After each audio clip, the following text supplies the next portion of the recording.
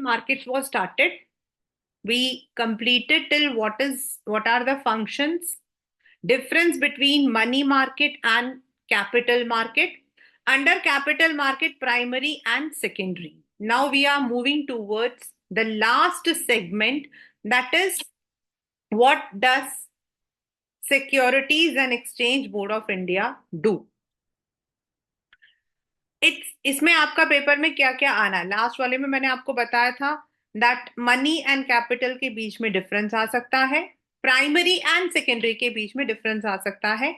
Now इस वाले के अंदर आपके डायरेक्टली आ सकता है the 6 marker question, the functions that SEBI perform. Online trading का प्रोसीजर, फंक्शंस ऑफ सेबी. किसी भी हालत में you will not be leaving from this chapter. They are the most important from this chapter.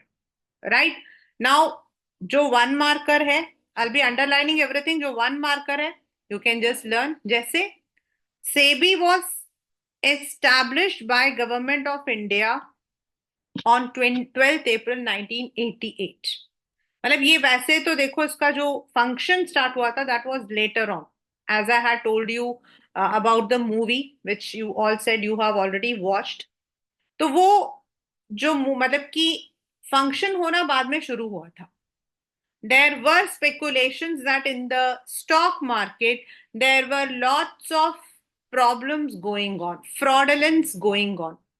And उसी को प्रमोट करने के लिए, इन्वेस्टर्स के प्रोटेक्शन को देखने के लिए, ministry of finance of government India gave this note and it came into ordinance, मतलब रूल. ऑर्डिनेंस मतलब ऑर्डर. बाद में it was act of parliament भी बोलते हैं, लेकिन इसको एक ऑर्डर के थ्रू लेकर आए थे. As I said there were some problems on 30th January 1992. Now what basically SEBI does, where there will be important, I will tell you. As I said, by 1980 there was increasing participation, but जब कहीं पर भी हम लोग थोड़ा trust होना शुरू हो जाते हैं ना, there definitely it leads to variety of malpractices. वो कहते हैं ना, नजर हटी दुर्घटना घटी, बस वही था. तो उस वक्त में भी there were malpractices, not to name all the leading companies were involve in that. Then brokers, investment consultants, in fact banks, they were all involve. The glaring examples of these malpractices included self-styled merchants, bankers, unofficial private placements, rigging of the prices. That's what the movie even shows. Scam 92 दिखाता है. Unofficial premium on new shares and not adhering to the company act, violation of the rules. ये सारी चीजें उस वक्त में बहुत ज्यादा थी. In fact, it was on the peak that many of the people had committed suicide.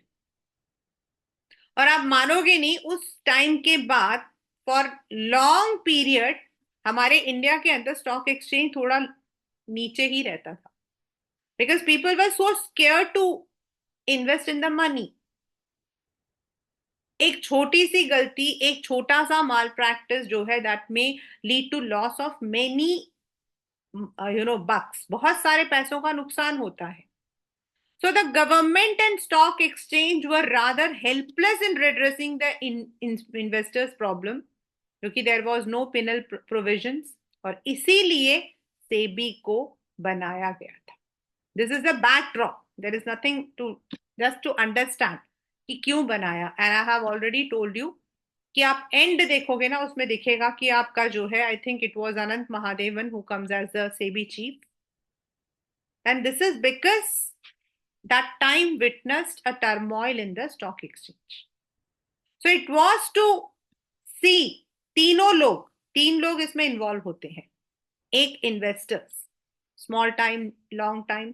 दूसरे आपके होते हैं द ब्रोकर्स, एंड तीसरी होती है कंपनी. तो इन तीनों के लिए देयर शुड बी समथिंग जहां पर investors are also having the trust, investors are also having the knowledge, and जो आपके कंपनीज हैं, they also know that how they can work, how they should avoid malpractices. And brokers के लिए there should be some platform, there should be some platform for the brokers. पहले आप मानोगे नहीं, brokers were very common, कोई भी broker होता था। Now there are certain rules and regulations.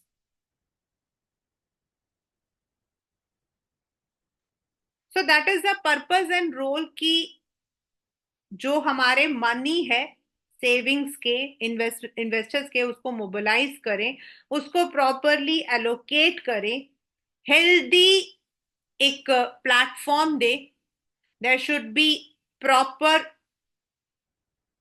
Control on these. ये आपके जो सबसे पहले आप पढ़ रहे हो ना, देर इज नथिंग, ये वाले जो है, यही आप लोग एज अ फंक्शन पढ़ोगे।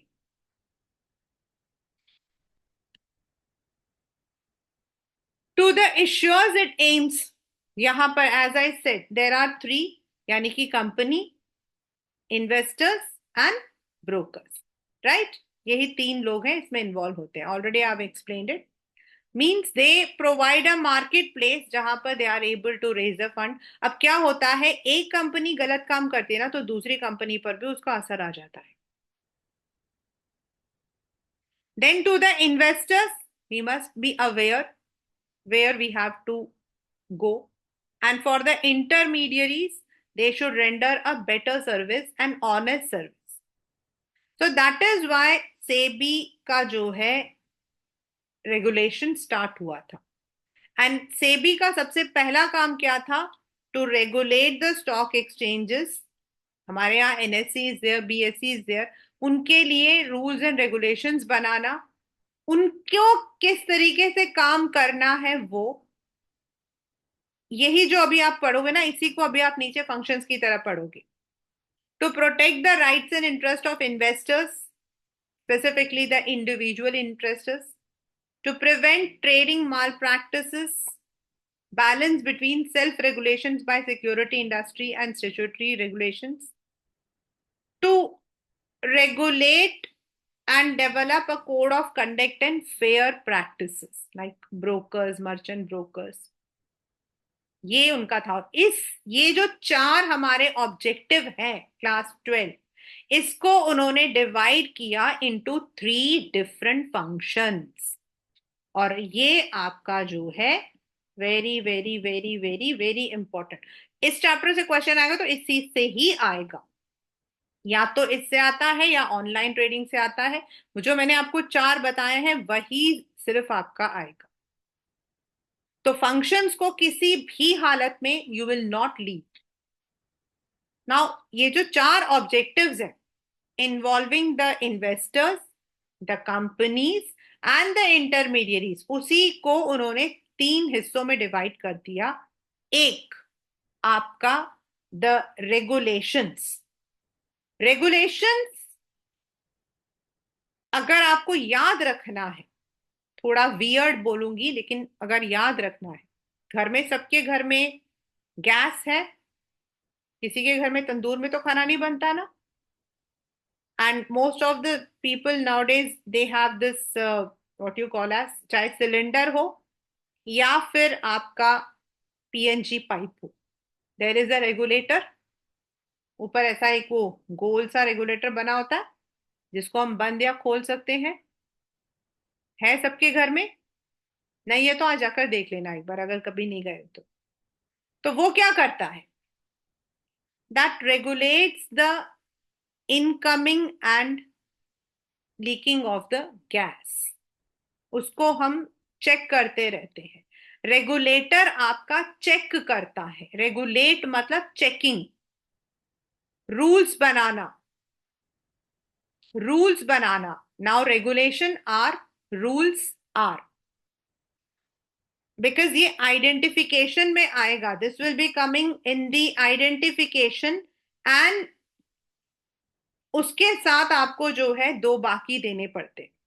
आइडेंटिफाई करना है तो what will be the key words? registration of brokers and sub brokers.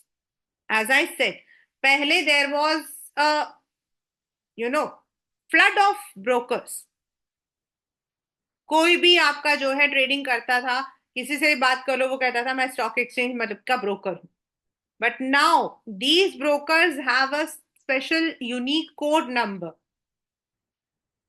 तो if they are working on the platform, if they are working with SEBI stock exchange, that means they are supposed to follow certain rules and regulations.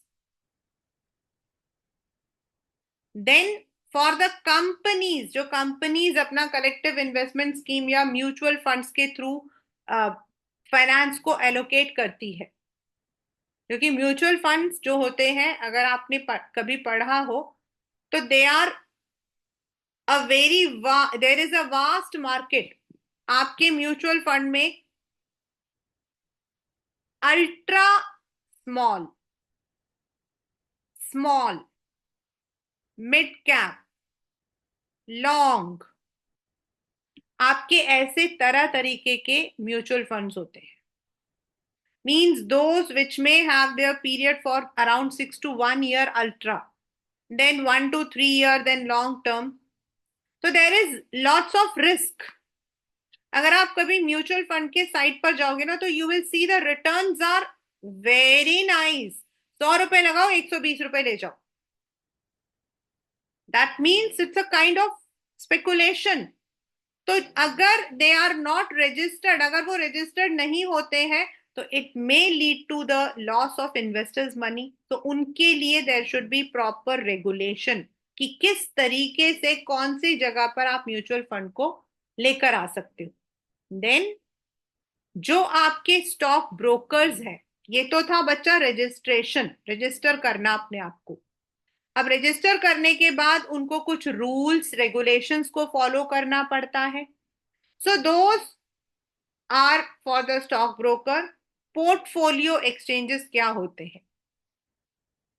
Portfolio मतलब आपके school में भी आप लोगों से portfolio बनवाया था मुझे याद है, लेकिन पोर्टफोलियो का मतलब होता है दोस इंस्टीट्यूशंस जो आपके पूरे फंड्स को मैनेज करती है. अब जैसे स्मॉल टाइम इन्वेस्टर्स होते हैं वो नॉर्मली अपने फंड्स को खुद मैनेज कर लेते हैं, लेकिन जो लोग रेगुलर इन्वेस्टर्स होते हैं ना, normally what they do is they इसके लिए स्पेसिफिक एजेंट्स होते हैं जो आपकी पूरी पोर्टफोलियो को मैनेज करते हैं.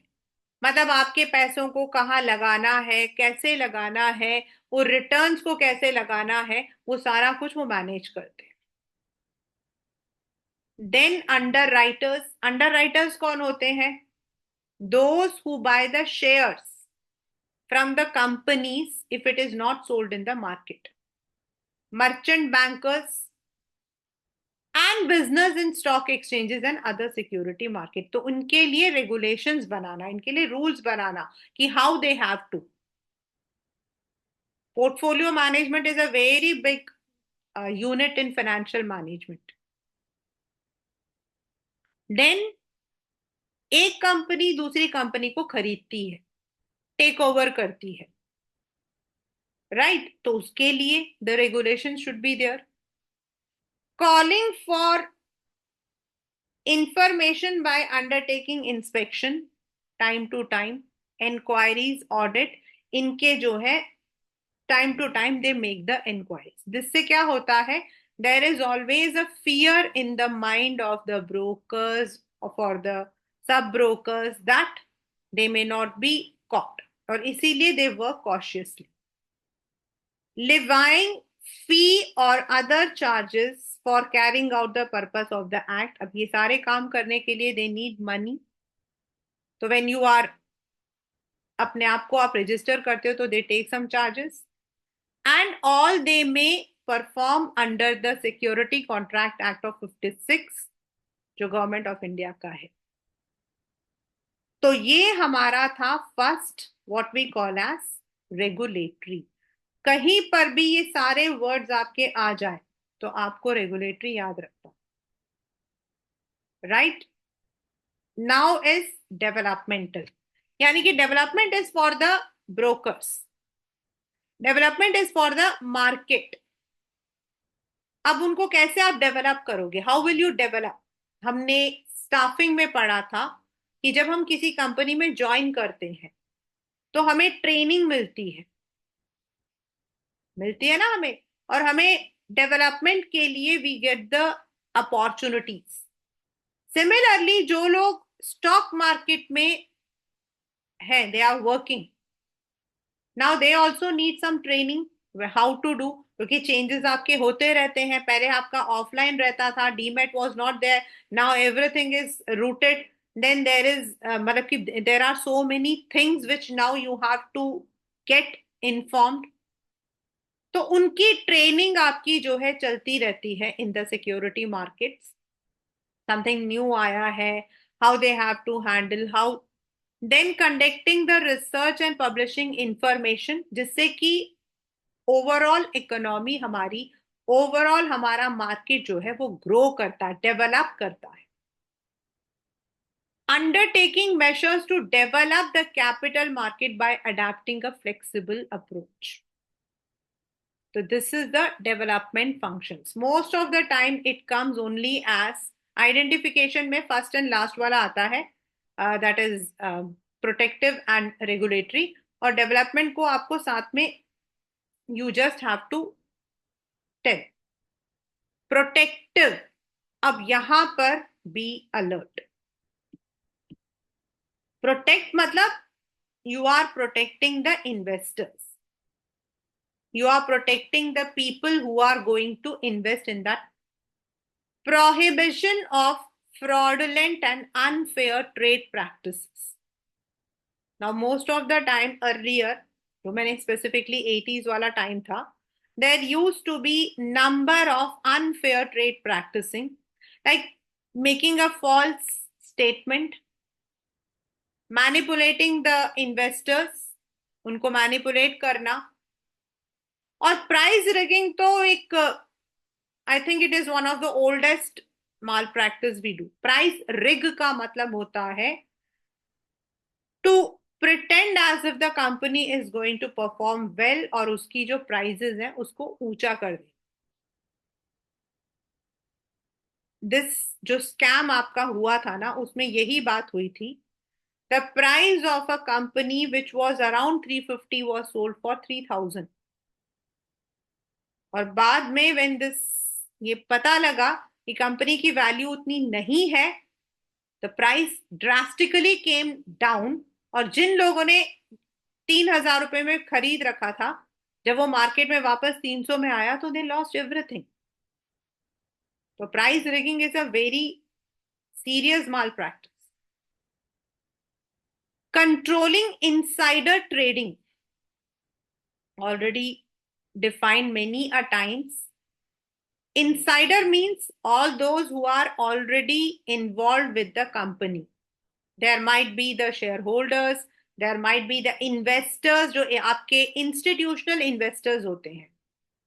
There are two kinds of investors। एक होता है जो आपके institutional investors होते हैं, यानी कि जो पूरा एक कंपनी होता है दे इन्वेस्टर। दूसरे होते हैं इंडिविजुअल, जो हम लोगों से। तो कई बार क्या होता है, when they come to know about certain facts, the company is going to make a profit, the company is going to declare loss, so they take the advantage of these confidential information and they may use that for their own benefit।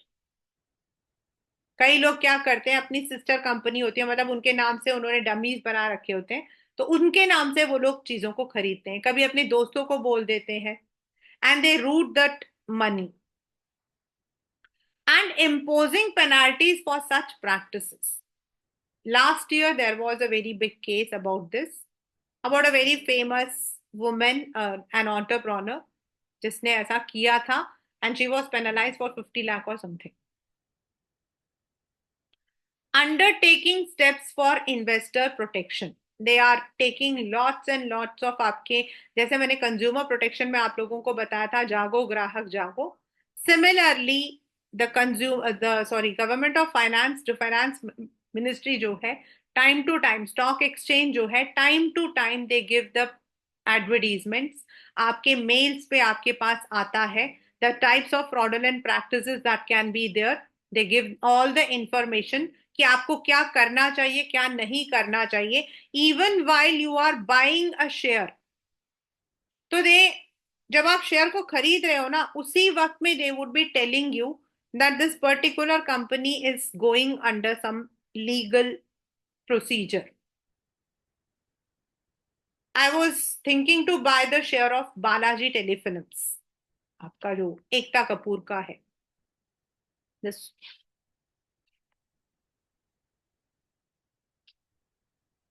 तो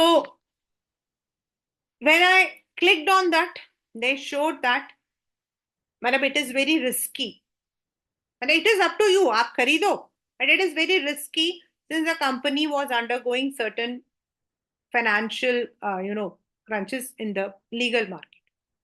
So they try to give you all the steps. There is proper आपके जो है blogs बने हुए हैं, अगर आप किसी डिपॉजिटरी पार्टिसिपेंट्स के उसमें हो, साइट पर हो, तो दे गिव यू ऑल कि कैसे आपको जो है सेफ ट्रेडिंग करनी चाहिए।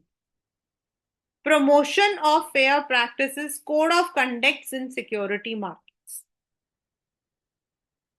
So these are the protective functions. So regulatory means when आपके मतलब if you find question में, तो दिमाग में लगाना, regulatory will be referring to rules, regulations, नया प्लेयर पुराना प्लेयर कैसे काम करेगा। Developmental means research, training, and protective means protection of the money investors, जो लोग पैसा लगा रहे हैं उनका। So this will be there as an identification, and you have to identify, and they may ask you to give the other two functions. So this is what the chapter financial market refers to. So in this chapter, because your money market instruments have been removed, then how we issue the first IPOs have been removed, तो आपके लिए काफी आसान हो गया है। Still I am giving you दोस, मैं आपको जस्ट थोड़ा थोड़ा सा इसलिए बता रही हूँ कि बाय चांस 1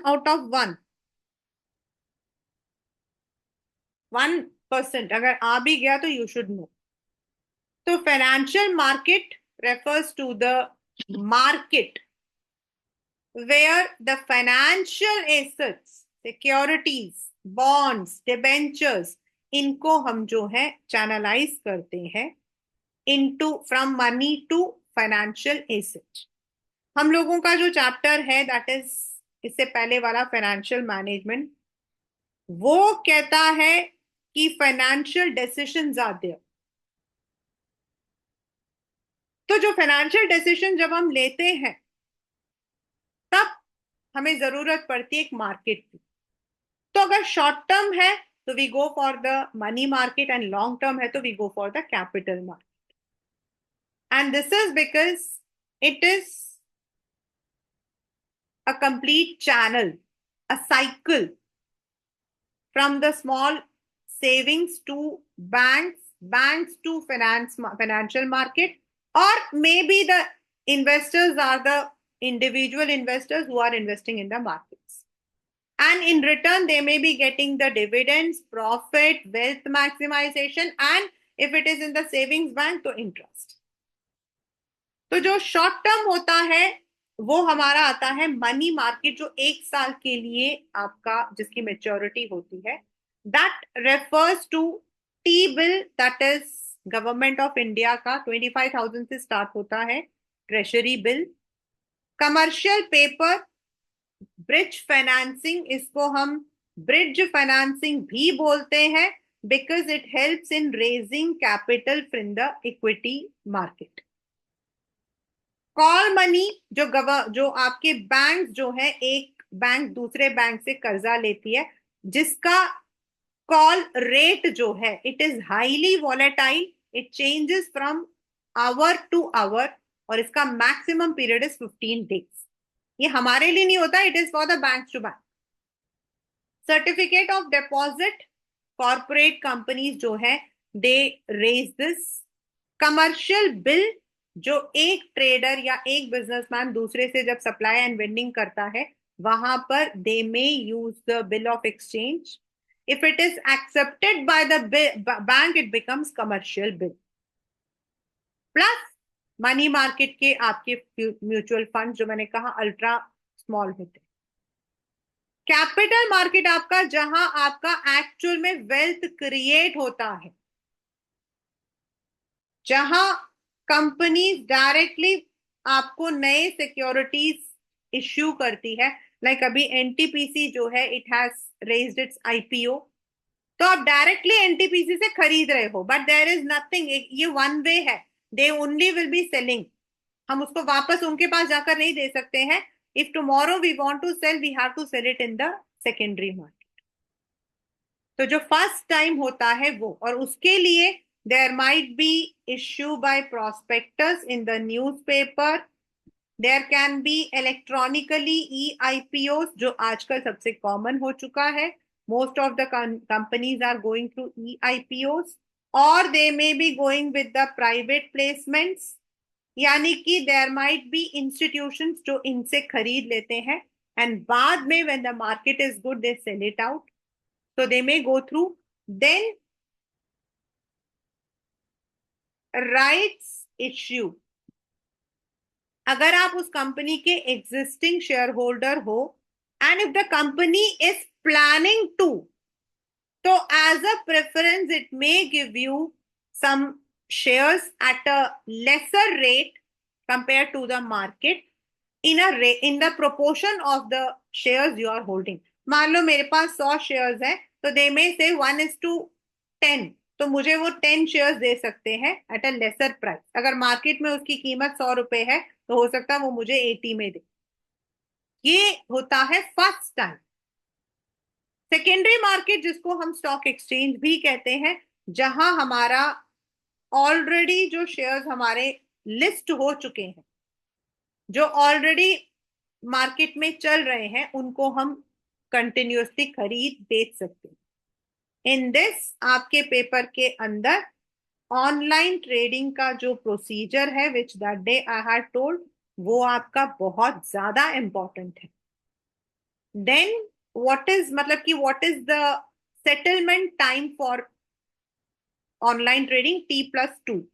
ये भी आपका 1 मार्कर क्वेश्चन है, यानी कि जिस दिन आपने ट्रेड किया उससे 2 दिन पहले। देन इसके अंदर आपका आता है what is pay in day and what is pay out day. मतलब these are some of the questions which you can expect in 1 marker. Then what was the, when was SEBI established? What was its aim? और उसके जो 3 functions हैं, that is regulatory, development and protective. That is what we call as the chapter financial market.